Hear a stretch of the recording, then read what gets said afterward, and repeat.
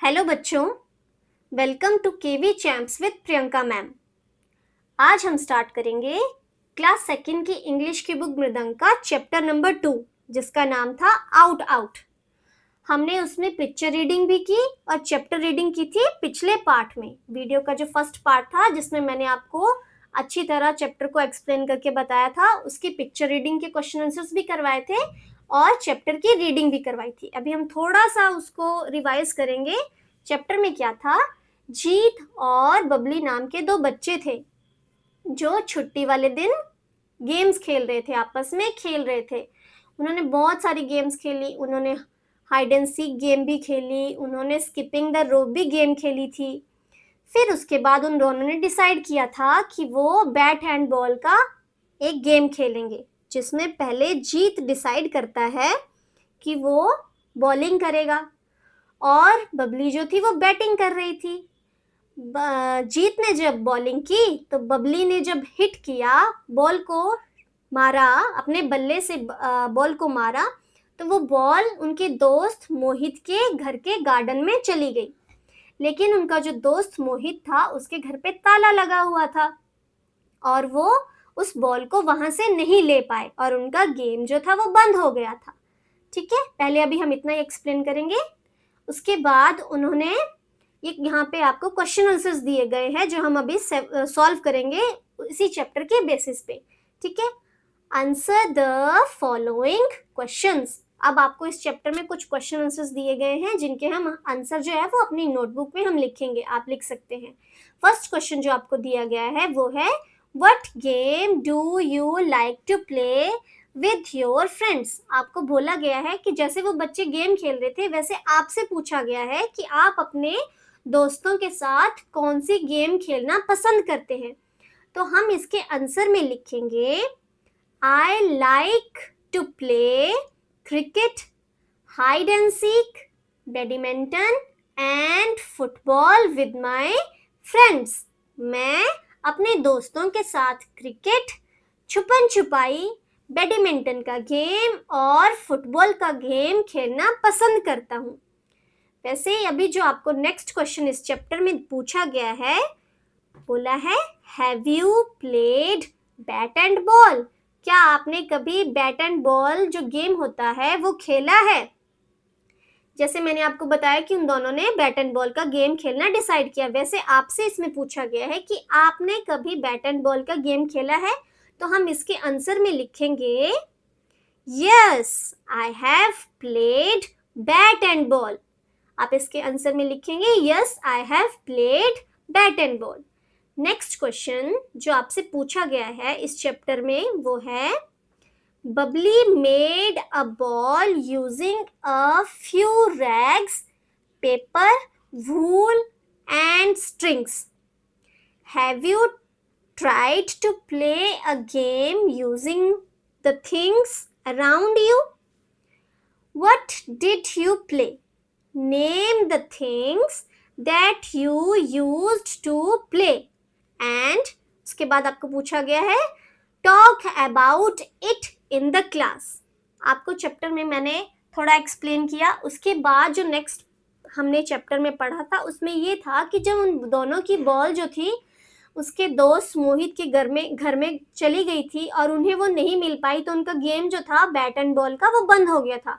फिर उसके बाद जो बबली नाम की लड़की थी उसको बॉल बनाना आता था। उसने क्या किया, कुछ रैग, मतलब मैंने आपको बताया था पुराने कपड़े, रैग्स को बोलते हैं पुराने कपड़े, और कुछ पेपर्स लिए, कुछ कागज के टुकड़े लिए और कुछ ऊन ली जिसको उसने एक स्ट्रिंग के साथ, एक तार के साथ या धागे के साथ बांधकर उसने एक बॉल बनाई थी।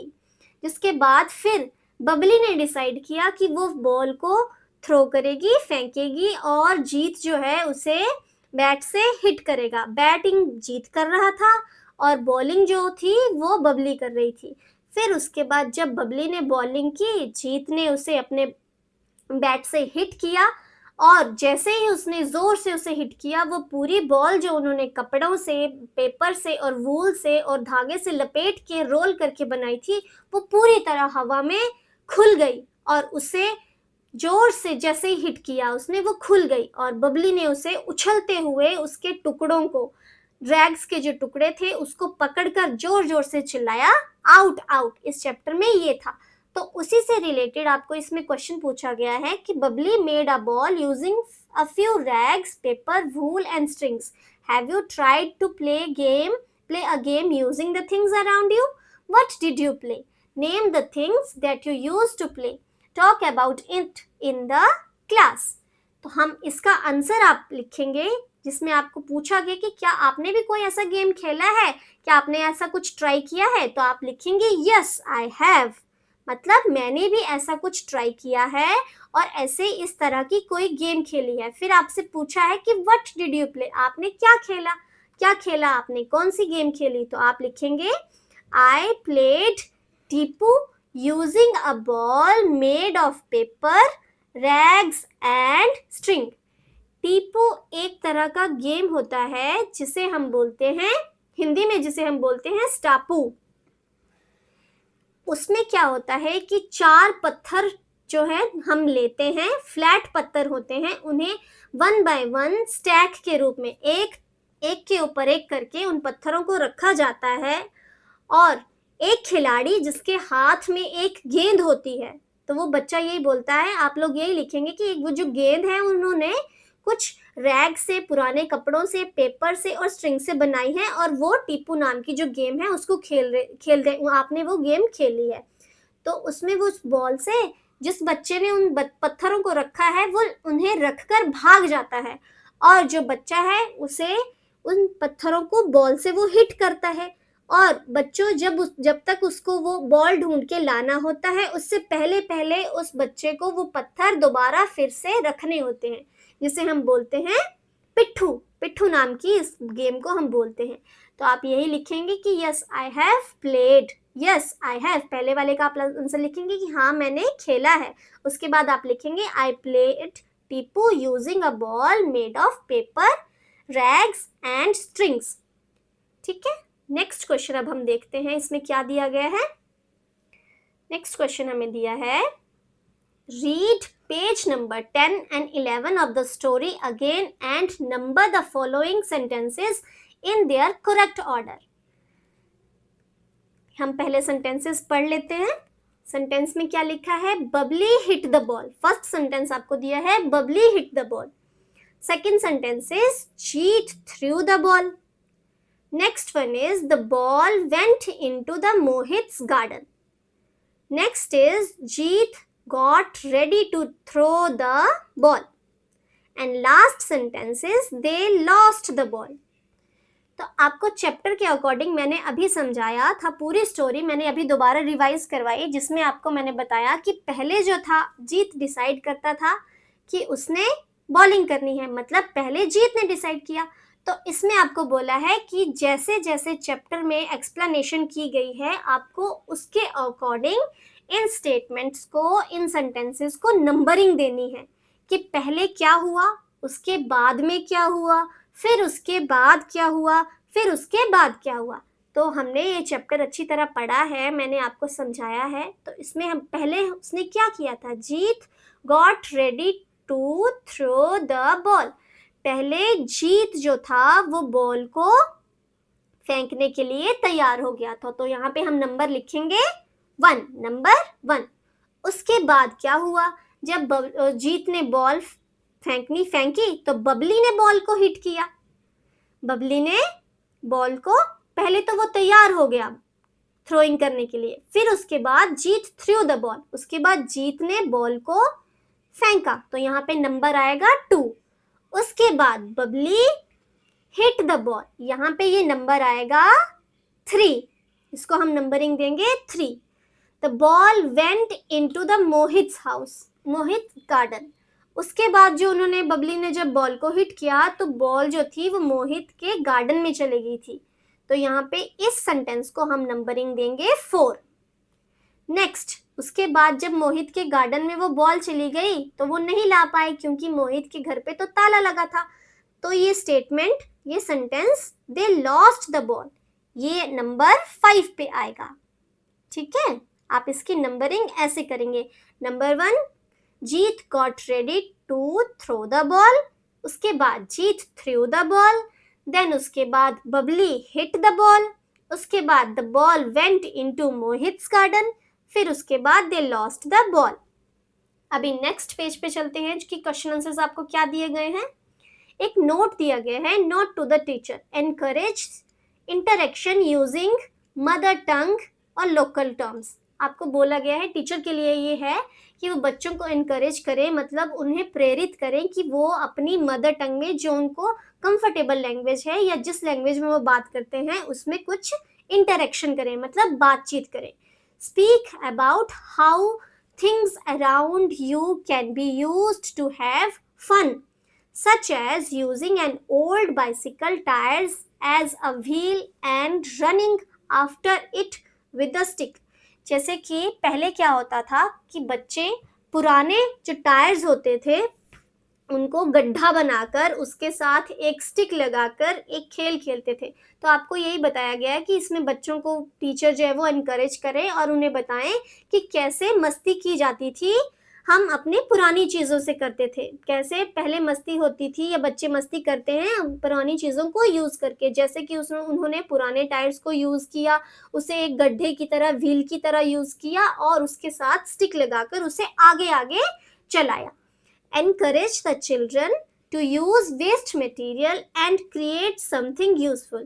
फिर आपको बोला गया है, टीचर को बोला गया है कि वो अपने बच्चों को बताएं कि आप कुछ वेस्ट मटेरियल से जो चीज़ें वो यूज़ नहीं करते हैं उनको यूज़ करके वो कुछ यूज़फुल बनाएं। जो वेस्ट मटेरियल हैं उनको यूज़ करके वो कुछ यूज़फुल बनाएं। तभी नेक्स्ट पेज पे चलते हैं हम। नेक्स्ट आपको दिया गया है, read the words below each picture. आपको यहाँ पे कुछ पिक्चर्स दी गई हैं और बोला गया है उनके जो नीचे वर्ड्स दिए गए हैं उनको आपने रीड करना है। फर्स्ट पिक्चर में हम देखेंगे, वहां लिखा है an egg, next is an engine, next is an elephant. आगे आपको दिया गया है a pen, next is a pencil, next is a bell. उसके बाद आपको दिया गया है पिक्चर में अ कैटल, अ हेन, अ बेल। अब आपने नोटिस किया होगा इसमें भी एन एंड ए का यूज किया है। आपने अब चैप्टर नंबर 1 में भी मैंने आपको इसके बारे में बताया था कि एन और ए का क्या यूज होता है। जो शब्द या जो वर्ड्स वोवल्स के साथ स्टार्ट होते हैं, जिनका फर्स्ट लेटर वोवल होता है उसके साथ एन लगता है, और जो कॉन्सोनेंट्स के साथ स्टार्ट होते हैं उनके साथ ए लगता है। बट ओनली 1 के केस में, एक से ज्यादा अगर होंगे तो एन और ए का यूज नहीं होता है। तो जो एग है उसमें ई जो है वो वोवल है, इसलिए उसके साथ एन लगा। इंजन में ई जो लेटर है वो वोवल है, उसके साथ एन लगा। एलिफेंट में ई जो है वो वोवल है, उसके साथ एन लगा। ये एक एक के साथ लगता है। बाकी जो रिमेनिंग इमेजेस हैं वो सब जो हैं वो कॉन्सोनेंट के साथ स्टार्ट हो रहे हैं, उनके सारे शब्द कॉन्सोनेंट के साथ स्टार्ट हो रहे हैं। पेन में भी पी कॉन्सोनेंट, पेंसिल में पी कॉन्सोनेंट, बेल में बी कॉन्सोनेंट, केटल में के कॉन्सोनेंट, हैन में एच कॉन्सोनेंट, वेल में डब्ल्यू कॉन्सोनेंट। तो इन सब के साथ एक एक इमेज है, इसलिए हमने क्या यूज किया, ए। पेन का मतलब होता है जो आप लिखने के लिए यूज करते हैं। पेंसिल का मतलब होता है वो भी आप लिखने के लिए यूज करते हैं लेकिन वो इरेजेबल होती है, उसको हम मिटा सकते हैं। बेल मतलब घंटी, केटल मतलब चाय की केटली जिसमें हम चाय बनाकर जो है वो सर्व करते हैं। हैन मतलब मुर्गी, वेल मतलब कुआं। अभी हम नेक्स्ट जो लिखा है वो बताएंगे। Note to the teacher, this introductions young learner to the vowel sound E as in pen। This introduces, sorry मैंने introduction बोल दिया, this introduces young learners to the vowel sound E as in the pen। जैसे हम phonic sounds use करते हैं वैसे यहाँ पे E साउंड, E लेटर को जो साउंड होता है उसको यूज करने के बारे में बताया गया है। और आपको ये भी बताया है कि ई जो लेटर है वो वोवल है, तो ई का फोनिक साउंड होता है ए। तो पेन को हम कैसे रीड करेंगे फोनिक साउंड में, प ए न, पेन। तो आपको इसमें यही बताया गया है कि वोवल साउंड को यूज करते हुए हम ए और एन का कैसे यूज करते हैं उसके बारे में बताया गया है। आगे नेक्स्ट उसमें बोला है help them notice that the word an occurs before the word beginning with E in the above table. जो भी अभी मैंने आपको एक्सप्लेन किया सेम इसमें वही बोला गया है कि जो ई लेटर है वो वोवल है और उसके साथ एन का हम यूज करते हैं, लेकिन जब वो एक एक दिया गया हो। ठीक है, अभी नेक्स्ट हम करते हैं। क्वेश्चन आपको दिया गया है read the story out again and fill in the blanks. आपको यहाँ पे कुछ फिल इन द ब्लैंक्स दिए गए हैं, उनके आंसर्स आपको करने हैं। फर्स्ट क्वेश्चन जो आपको बोला गया है write the names of the children in the story. तो बच्चों आपको ये बोला गया है कि स्टोरी में जो बच्चों के नाम थे उनका आपको यहाँ पे ये जो स्पेस दिया है, खाली स्पेस आपको दिया गया है, उसमें उन बच्चों के आपको नाम लिखने हैं। तो बच्चों फर्स्ट बच्चे का क्या नाम था? जीत, JEET, जीत। नेक्स्ट जो लड़की थी उसका नाम था बबली, तो हम लिखेंगे बबली। नेक्स्ट जो थर्ड बच्चा जिसके घर पर बॉल उसके गार्डन में गिर गई थी उसका नाम था मोहित, तो हम उसका नाम लिखेंगे यहाँ पर मोहित, और आपका आंसर यहाँ कंप्लीट होता है। अभी नेक्स्ट जो आपको क्वेश्चन पूछा गया है वो बोला गया है write the items that the children used to make a ball. आपको बताना है कि जो बच्चों ने बॉल अपने आप बनाई थी उसके लिए उन्होंने कौन कौन सी आइटम्स का यूज किया था। तो आपको मतलब फटे पुराने कपड़े, RAGS, रैग्स। फिर उसके बाद उन्होंने पेपर का यूज किया गया था, उन्होंने पेपर का यूज किया था, तो हम यहाँ पे लिखेंगे paper, PAPER। Next one is जो उन्होंने यूज किया था बॉल को बनाने के लिए वो था वूल, WOOL, वूल। ठीक है, उसके बाद उन्होंने स्ट्रिंग का भी यूज किया था, तो हम लिखेंगे स्ट्रिंग, STRING, स्ट्रिंग। ठीक है, नेक्स्ट जो क्वेश्चन दिया गया है वो है write the opposites of the following words.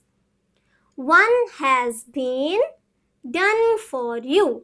आपको बोला गया है जो आपको नीचे शब्द दिए गए हैं, वर्ड्स दिए गए हैं, आपको उनका ऑपोजिट लिखना है। ऑपोजिट का मतलब होता है उल्टा।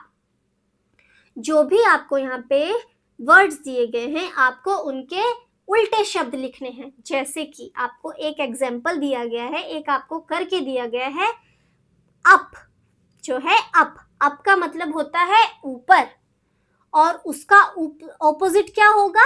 नीचे। तो हमें इसका आंसर दिया गया है डाउन, अप का ऑपोजिट हुआ डाउन। वैसे ही हमें यहाँ पे जो वर्ड्स दिए गए हैं उनके ऑपोजिट हमें लिखने हैं। तो हम स्टार्ट करते हैं। फर्स्ट वन इज जो हमें दिया गया है करने के लिए वो है इन का मतलब होता है अंदर, तो वैसे ही उसका ऑपोजिट क्या होगा? बाहर को हम इंग्लिश में क्या बोलते हैं? आउट, तो इसके ऑपोजिट में आएगा out. Next one is open का मतलब होता है खुला हुआ, तो खुला हुआ जो होगा उसका ऑपोजिट क्या होगा? बंद होगा, तो बंद को हम बोलते हैं close, CLOSE, close. Next is fat का मतलब होता है मोटा, तो उसका ऑपोजिट, उसका उल्टा होगा पतला, जिसको हम बोलते हैं thin, THIN, thin. Next one is hot का मतलब होता है गरम, तो गरम का उल्टा क्या होगा? ठंडा, जिसे हम बोलते हैं कोल्ड, COLD, कोल्ड। नेक्स्ट जो हमें दिया गया है वो है स्मॉल का मतलब होता है छोटा, तो उसका उल्टा क्या होगा? बिग, तो हम यहाँ लिखेंगे बड़ा, बिग को बोलते हैं बड़ा, बिग। ठीक है, आई होप आपको इतना समझ आ रहा होगा। अभी हम नेक्स्ट पेज पे चलते हैं कि हमें क्या बोला गया है। ठीक है, क्वेश्चन जो सी हमें दिया गया है उसमें लिखा है join the sentences using and. Write it in the given space. One has been done for you. आपको बोला गया है कि यहाँ पे आपको सेंटेंसेस दिए गए हैं, दो सेंटेंसेस दिए गए हैं. पहला सेंटेंस है Suresh went to school. Second sentence है गोपाल वेंट टू स्कूल. तो आपको बोला है कि आपको उसे एंड का यूज करके आपस में ज्वाइन करना है, आपस में ज्वाइन करना है, जोड़ कर लिखना है. क्योंकि वो दोनों स्कूल ही जा रहे हैं तो उनको ज्वाइन करके आपको लिखना है एंड का यूज करके. आपको एक एग्जाम्पल के लिए या समझने के लिए आपको दिया गया है, जैसे कि Suresh and Gopal went to school. आपको फर्स्ट जो है वो करके दिया हुआ है. अब आपको बोला है कि जो निचले वाली जो सेंटेंसेस हैं उनको आपको खुद लिखना है. स्टार्ट करते हैं. I like to eat mangoes. Next sentence आपको दिया गया है I like to eat grapes. और आपको बोला है इन दोनों सेंटेंसेस को एंड के साथ ज्वाइन करके लिखिए. तो आप लिखेंगे I like to eat mangoes and, यहां पे एंड यूज करेंगे, एंड ग्रेप्स. ठीक है. नेक्स्ट आपको दिया गया है the cat sat on the mat. Next one is the dog sat on the mat. जो बिल्ली है वो भी मैट पर बैठी है और जो डॉग है वो भी मैट पर बैठा है. तो हम इसको एंड का यूज करके हमें ज्वाइन करना है. तो आप लिखेंगे आंसर में the cat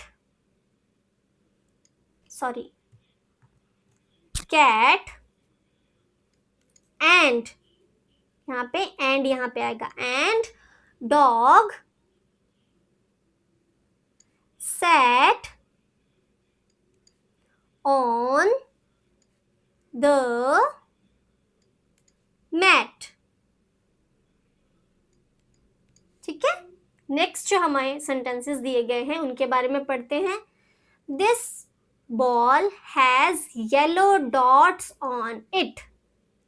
next sentence is this ball also has green dots on it. एक बॉल है जिसके ऊपर येलो कलर के डॉट्स हैं और दूसरे सेंटेंस में बोला है जो बॉल है उसी पर ग्रीन कलर के भी डॉट्स हैं. तो अब हम इसे ज्वाइन करके लिखेंगे. हम लिखेंगे this ball has yellow and green dots on it. इसमें भी हमने एंड का यूज कर लिया. नेक्स्ट जो हमें लास्ट स्टेटमेंट दी गई है, सेंटेंसेस दिए गए हैं उनको रीड करते हैं. There are tables in my classroom. There are chairs in my classroom. आपको दो सेंटेंसेस दिए गए हैं कि मेरी क्लासरूम में टेबल्स भी हैं और मेरी क्लासरूम में चेयर्स भी हैं. अब इन दोनों को आपने ज्वाइन करके लिखना है एंड का यूज करके, जैसे हमने पहले वाले किए. हम इसमें लिखेंगे देयर आर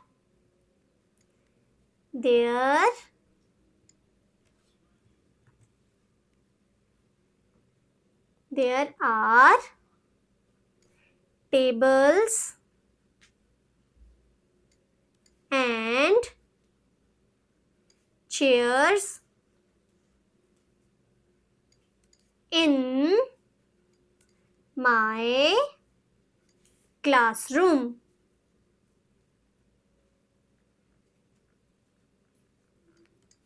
ठीक है. आई होप आपको समझ आ रहा है, समझ आ गया होगा कि इसको हमने सेंटेंसेस को एंड का यूज करके कैसे ज्वाइन किया है. अभी हम नेक्स्ट पेज पे चलते हैं. आपको बोला गया है choose a partner. Imagine you both are Bubbly and Jeet. Enact the story.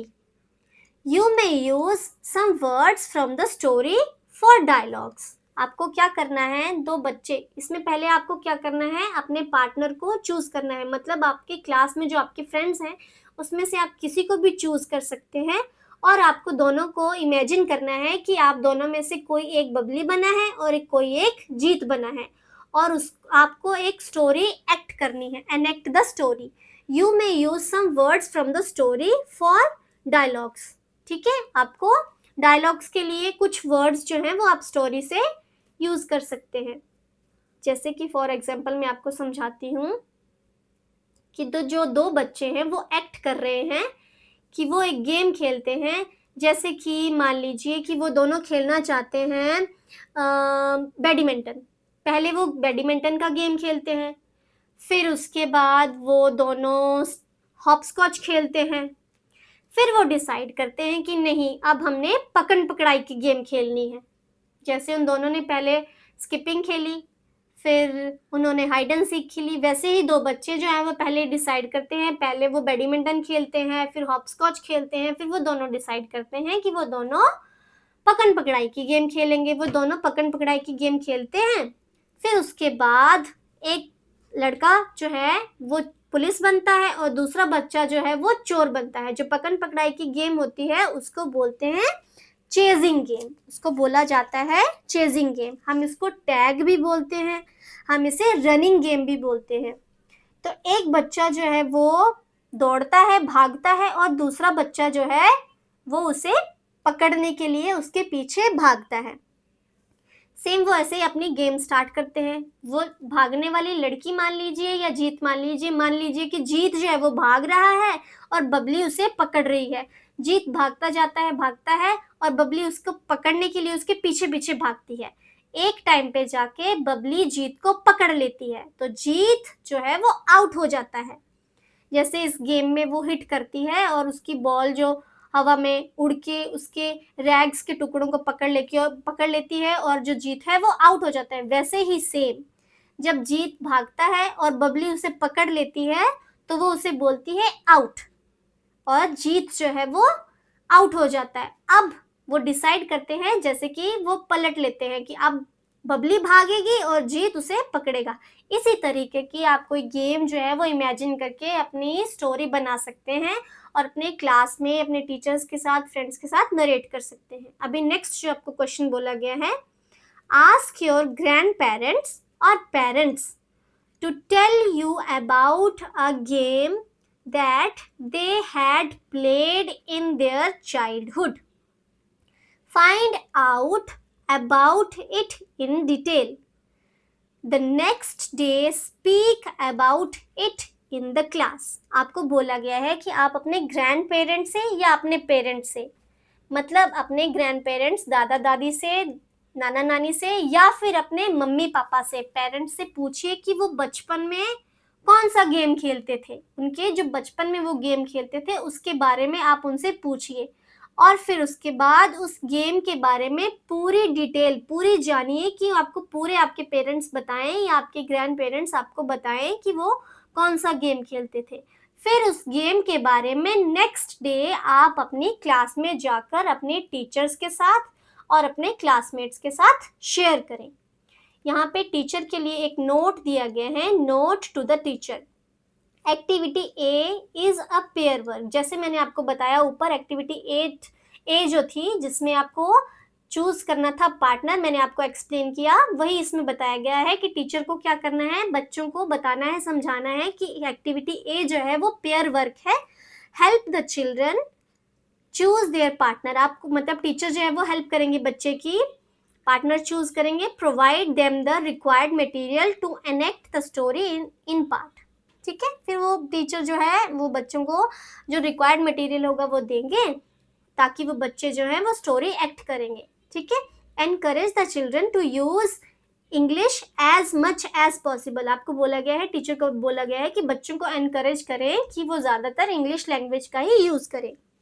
Next point में, for activity B, ask children to learn about the games their parents used to play and tell the same in the next class in the English.